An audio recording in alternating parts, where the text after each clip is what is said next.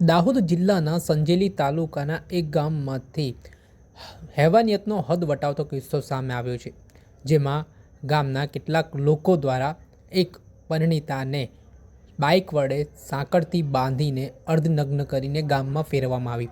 આ ઘટનાથી ગુજરાતમાં ઘેરા પડઘા પડ્યા છે। લોકોમાં પણ ભારે રોષ જોવા મળી રહ્યો છે અને આ જે કૃત્ય કરનારા આરોપીઓ છે તેમની સામે કડકમાં કડક કાર્યવાહી કરવામાં આવે તે પ્રકારની માંગ ઉઠી છે। આ મામલાને લઈને વિપક્ષ દ્વારા પણ સત્તાપક્ષ ઉપર સવાલો કરવામાં આવી રહ્યા છે, પ્રહારો કરવામાં આવી રહ્યા છે અને તે વચ્ચે રાજ્ય સરકારના પ્રવક્તા મંત્રી ઋષિકેશ પટેલનું મહત્વનું નિવેદન સામે આવ્યું છે। જે દાહોદના સંજેલી ખાતે ઘટના બની છે તે ઘટનાને લઈને તેમણે દુઃખ વ્યક્ત કર્યું છે। સાથે જ આ જે ઘટનામાં આરોપીઓ દ્વારા કૃત્યને અંજામ આપવામાં આવ્યો છે તે મામલે તેમણે આ ઘટના શરમજનક પણ ગણાવી છે ને કોઈ પણ સમાજમાં કોઈ પણ જગ્યા પ્રકારની ઘટના બનતી હોય તો આ ઘટના ક્યારેક સાંખી લેવામાં નહીં આવે।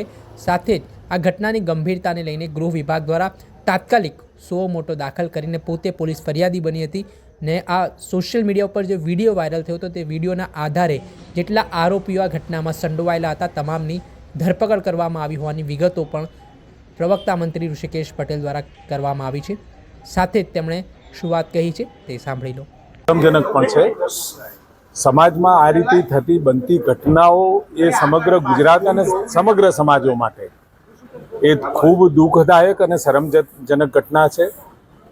જેઓ વિડીયો વાયરલ થતા અને ગૃહ વિભાગના ધ્યાનમાં આવતા સુઓ મોટો કરી અને જાતે જ પોતે ફરિયાદ કરી અને 15 જેટલા આરોપીઓ જે આઈડેન્ટિફાય થયા છે વિડીયોના માધ્યમથી એ લોકોને એરેસ્ટ પણ કરી લીધા છે અને એ બાબતે જે કલમો અથવા તો જે પ્રકારે ગુનાની ગંભીરતા હતી એ જોતા જે કલમો શક્ય હોય એ બધી લગાવી અને તાત્કાલિક એમને પકડી લીધા છે।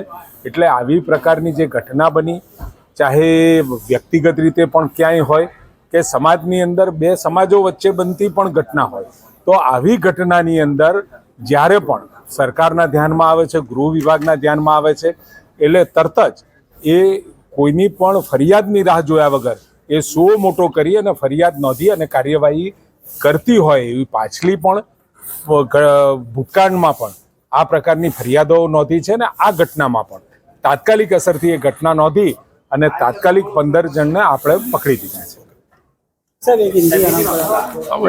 પ્રવક્તા મંત્રી ઋષિકેશ પટેલ તેમણે રાજ્ય સરકારના ગૃહ વિભાગ દ્વારા જે આ ઘટનામાં ગંભીરતા દાખવવામાં આવી ને જે બનાવ બન્યો છે તે બનાવના મામલામાં 15 લોકોની ધરપકડ કરવામાં આવી હોવાની વિગતો તેમણે આપી છે।